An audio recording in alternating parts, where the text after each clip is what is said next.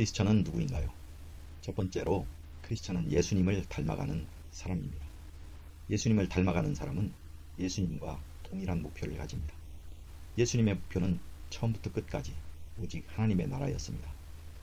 이 세상의 사람들은 서로 얼굴도 다르고 환경도 다르며 언어와 문화도 각자 다르지만 하나님의 나라를 소망하는 크리스천은 모두 예수님을 닮아가는 사람입니다. 예수님께서 사단에게 시험을 받으신 후에 갈릴리에 오셔서 처음으로 전하신 하나님의 복음은 때가 찼고 하나님의 나라가 가까웠으니 회개하고 복음을 믿으라는 것이었습니다. 사단은 떡과 권세와 명예로 예수님을 시험하였습니다. 이른바 돈과 명예와 권력은 이 세상에서의 성공을 평가하는 절대적 가치입니다. 그래서 사람들은 이 세상에서의 행복과 성공을 목표로 삼고 돈과 명예와 권력을 얻기 위해 투쟁합니다. 그러나 예수님께서는 이 세상에서의 행복과 성공이 아니라 하나님의 나라를 소망하라고 말씀하셨습니다. 예수님께서는 돈과 명예와 권력이 아니라 하나님의 말씀에 순종하며 하나님 나라의 영광을 위해 하나님께 충성을 바치라고 말씀하셨습니다. 그러므로 예수님을 닮아가는 사람은 하나님의 나라를 소망하며 오직 하나님의 말씀에 집중하고 그 말씀에 순종하여 하나님께 충성을 바칩니다. 두 번째로 크리스천은 예수님과 동행하는 사람입니다. 예수님과 동행하는 사람은 예수님께서 걸어가신 길을 따라갑니다. 예수님께서는 십자가를 지고 골고다의 언덕길을 올라가셨습니다. 예수님께서는 아무든지 나를 따라오려거든 자기를 부인하고 자기 십자가를 지고 나를 쫓을 것이라고 말씀하셨습니다.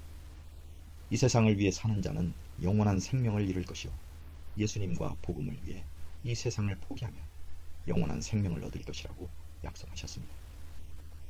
비록 이 세상에서 돈과 명예와 권력을 얻어 행복과 성공을 이룬다 하더라도 영원한 생명을 잃으면 무슨 유익이 있겠느냐고 반문하시면서 이 세상의 무엇으로도 영원한 생명을 대신할 수는 없다고 말씀하셨습니다.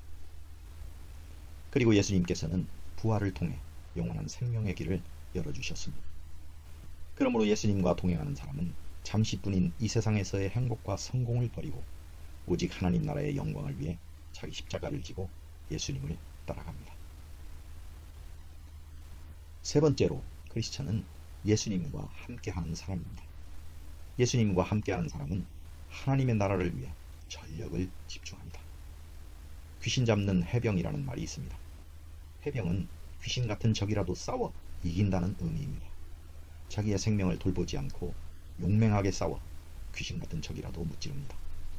그래서 해병은 다른 해병과 소소히 다투지 않습니다. 모르고 다투더라도 같은 해병인 것을 알고 나면 바로 사과하고 용서하며 화합합니다. 서로 용서하고 화합하면 힘이 납니다. 생명을 걸고 귀신 같은 적과 싸울 때 서로를 지켜주는 아군이기 때문입니다. 크리스천도 이와 같습니다. 크리스천은 결코 다른 크리스천과 싸우지 않습니다.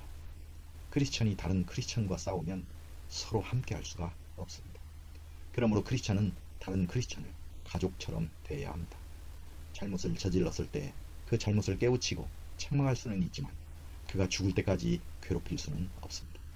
잘못을 저지른 크리스천을 가족을 대하듯 권면하고 참고 용서하고 사랑해야 합니다. 예수님께서는 성령을 회방하는 죄 이외에는 다 용서받을 수 있다고 하셨습니다. 그러므로 예수님과 함께하는 사람은 성령을 모독하는 죄 이외에는 다른 크리스천과 서로 화합하고 힘을 합쳐야 하며 가족처럼 생각하고 서로 권면하고 도와주며 기도해 주어야 합니다. 하나님께서 모세를 통해 십계명을 주신 이유는 무엇일까요? 만일 그 중에 하나라도 어기고 범죄하면 멸절을 당하게 된다는 심판의 경고로 이해합니다. 그러나 이 세상에서 인간의 힘으로 하나님께서 명하신 계명을 모두 다 지킬 수는 없습니다. 예수님께서도 세상에 의인은 하나도 없다고 말씀하셨습니다. 그러므로 인간은 모두 마지막 날에 심판받아 멸망당할 죄인에 불과합니다. 가늠한 여인이 잡혀왔을 때 사람들은 모세의 율법을 따라 돌로 치려고 하였습니다. 그러나 예수님께서는 죄 없는 자가 먼저 치라고 요구하셨습니다. 죄인된 인간의 입장에서 다른 죄인을 돌로 칠 자격을 가진 사람은 아무도 없습니다. 성경은 최후의 심판 때 각자의 선행이 아니라 악행으로 심판한다고 기록하고 있습니다. 그러나 예수님께서는 하나님의 이름을 기억하고 의지하는 믿음이 있으면 구원해 주십니다. 하나님의 이름을 기억하고 그 계명 중에 하나라도 지키려는 믿음이 있으면 그 믿음으로 구원하신다는 것입니다. 십자가 위에서 한편 강도를 구원해 주신 이유는 그가 다른 계명을 어겼을지라도 예수님을 주라 신하였기 때문입니다. 가늠한 여인을 살려주신 것은 그 여인이 붙들고 있을 한 가닥 믿음의 가능성을 열어두신 것인데, 결국 그 여인이 예수님을 주라 시인한 것을 보면 예수님의 마음을 이해할 수 있습니다. 등산용 로프가 여러 줄로 꼬여 있는 것은 한두 줄이 끊어지더라도 나머지 줄로 생명을 구할 수 있도록 한 것입니다. 10줄 가운데 9줄이 끊어져도 마지막 단 한 줄이 버텨줌으로 생명을 구할 시간을 벌 수 있기 때문입니다. 하나님께서 명하신 모든 계명을 다 지키면 좋겠지만 세상에 그럴 수 있는 의인은 한 사람도 없을 것입니다. 일평생 단 한 번의 거짓말도 단 한 번의 욕설도 하지 않은 사람은 없을 것입니다. 그러니 다른 사람을 비난할 자격은 그 누구에게도 없습니다. 얼마 전 한 대형 교단에서 내린 어이없는 결정으로 아직도 논란이 분분합니다. 한 선교사가 자기 교단을 풍자해 거대한 똥의 디자인을 SNS에 올렸는데, 그것을 보면서 도대체 인간이 만든 똥의 양은 어느 정도일까 생각해 보았습니다.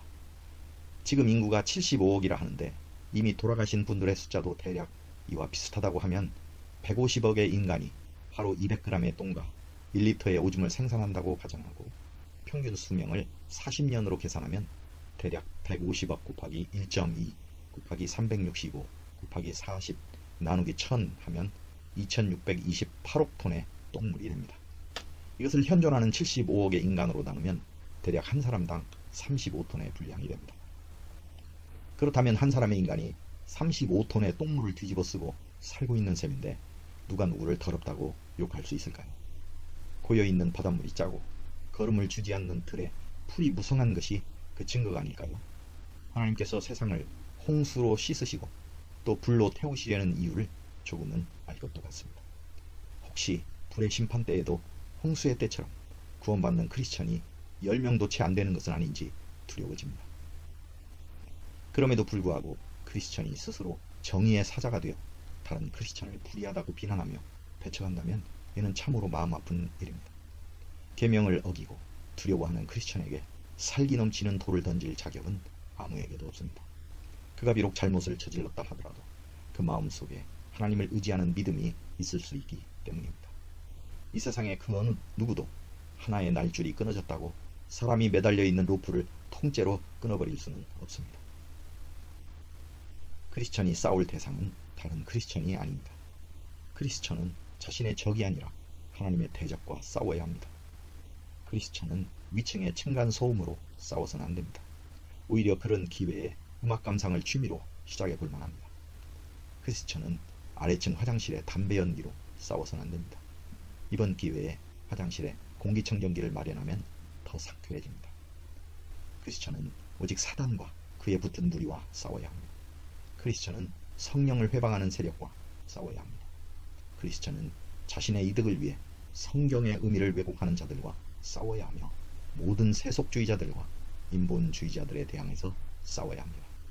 크리스천은 하나님의 나라를 좀먹는 모든 이단 세력과 싸워야 하며 하나님의 이름을 망령되이 일컫는 거짓 선지자들에 대항하여 싸워야 합니다.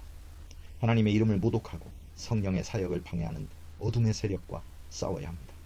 하나님 나라의 영광을 위해 싸워야 하며 하나님 나라의 회복을 위해 전력을 집중해야 합니다. 하나님께서는 첫사람을 창조하시고 큰 기대와 사랑을 느끼셨을 것입니다. 그러나 첫사람은 하나님의 기대를 저버리고 사단에게 속아 하나님의 명령을 어기고 죽음의 저주 속으로 들어가고 말았습니다. 지금도 인간들은 살아계신 하나님을 사랑하고 섬기는 것을 부담스러워하며 돌과 나무로 우상을 만들고 금과 은으로 치장하며 하나님을 대신하고 자신들의 욕망을 만족시키려 합니다. 하나님을 섬기는 것은 자기를 희생하도록 요구하는데 우상은 그런 희생을 요구하지 않습니다.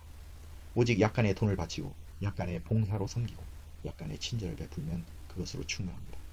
우상 앞에 약간의 정성을 바치면서 현세의 욕망과 행복을 마음껏 추구할 수 있기 때문입니다. 오늘날 일부 대형 교회에서 살아계신 하나님의 존재를 무시하고 하나님 대신에 건물과 목사를 우상으로 삼아 금과 은으로 치장하고 약간의 정성을 바치며 현세의 행복과 욕망을 마음껏 추구하려는 현상이 나타나고 있습니다. 바로 예수교나 기독교가 아닌 이른바 목사교의 주연입니다. 흔히 신자들은 우리 목사님을 섬기는 것이 곧 하나님을 섬기는 것이라 생각합니다. 목사는 하나님의 택하심을 받아 세워지고 신자의 신앙 지도를 담당하며 목양의 책임을 감당하기 때문에 신자의 사랑과 섬김을 받을 수 있습니다. 그리고 이러한 목사님을 따르고 그 가르침에 순종하며 그 생활을 돕고 섬기는 것은 신자의 바른 도리입니다. 그러나 그렇다고 해서 목사가 하나님을 대신할 수는 없습니다. 오늘날 모든 이단들이 자신의 지도자를 신으로 섬기고 있지 않은가요? 그런데 목사가 돈과 명예와 권력을 장악하고 예수님을 대신하여 신자들의 섬김과 영광을 독차지하려 한다면 참으로 안타까운 일입니다. 그러므로 목사는 스스로 겸비하여야 하며 하나님의 영광을 가리우거나 도적질해서는 안 됩니다. 그는 예수님의 십자가 앞에서 자신을 낮추며 자기 십자가를 지고 예수님의 뒤를 따르는 제자의 본을 보여야 합니다. 제자교육이 한때 유행하였는데 도대체 누구의 제자를 위한 교육인지 생각해 볼 필요가 있습니다. 목사가 자신의 제자를 만들기 위해 제자교육을 한다면 이것은 크게 잘못된 일입니다. 제자교육은 마땅히 예수님의 제자를 위한 교육이 되어야 하고 가르치는 목사와 가르침을 받는 신자는 모두 예수님의 제자라는 겸손한 자세를 가져야 합니다. 목사가 자신의 제자를 삼기 위해 제자교육을 한다면 그 결과는 결국 목사교의 완성으로 변질될 수밖에 없을 것입니다. 이러한 이른바 목사교는 영적인 취약성을 가지고 있습니다. 눈앞에 보이는 현실적인 만족감과 성취감이 있고 인간의 노력으로 현세의 행복을 추구할 수 있다는 자신감이 있습니다. 그러나 영적인 능력은 없습니다. 목사가 하나님을 대신하고 있기 때문에 기도의 응답이 없고 치유의 능력도 없으며 무엇보다도 예수님의 제자로서의 자긍심이 없습니다. 목사교는 직분에 따른 계급으로 관료화되고 수직적인 조직체로 통제되어 목사를 정점으로 하는 피라미드 형식의 거대한 바벨탑을 완성합니다. 그리고 이러한 목사교는 마치 살아있는 생물과 같아서 더 크고 더 넓고 더 힘있게 성장하려는 괴물이 됩니다. 그리고 결국 자신의 무게를 버티지 못하고 붕괴하여 주변의 신실한 교회들을 깔아뭉개는 재난을 초래하게 될지도 모릅니다. 온 세상이 코로나 바이러스로 공포에 떨고 있습니다. 이미 수많은 사람들이 감염되었고 사망자도 많이 나왔지만 앞으로 얼마나 더 많은 사람이 감염되고 사망할지 모두가 공포에 떨고 있습니다. 지극히 미세한 한 종류의 바이러스로 인해 온 세상이 왕래가 중단되고 모임이 금지되며 예배가 중단되어 세계적인 공황이 올까 두려워하고 있습니다.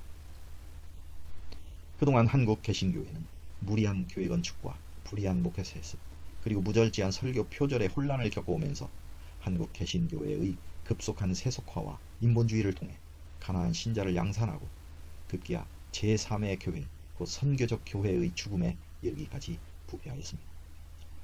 코로나 바이러스를 통해 부패한 교회의 병든 바벨탑을 흩으시는 하나님의 손길을 깨닫지 못한다면 교회의 예배가 회복된다고 하더라도 무슨 소망이 있을까요? 코로나 사태를 겪으면서 교회의 예배를 회복하고 교회를 개혁하는 것도 이어가지 않을까요? 이 세상의 행복이 아니라 하나님의 나라를 소망하며 교회 건물과 목사를 우상으로 삼아온 죄를 회개하고 오직 하나님만을 섬기는 예배, 천국을 소망하는 제4의 교회, 곧 종말론적 교회를 회복해야 하지 않을까요? 코로나 바이러스로 인한 엄청난 공포 가운데 우리 크리스찬은 먼저 하나님 앞에 회개하기를 원합니다. 자신의 이기적인 욕심을 위해 하나님을 떠나 돈과 명예와 권세를 쫓아 하나님을 배반한 죄를 회개해야 합니다. 교회 건물과 목사를 우상으로 삼아 하나님을 떠난 죄를 회개해야 합니다.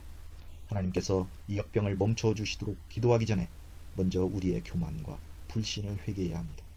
하나님께서 코로나 역병을 멈춰 주셨을 때 우리 크리스찬들이 더 이상 부끄럽지 않은 모습으로 새롭게 예배를 드릴 수 있도록 회개와 돌이키는 마음으로 준비해야 합니다.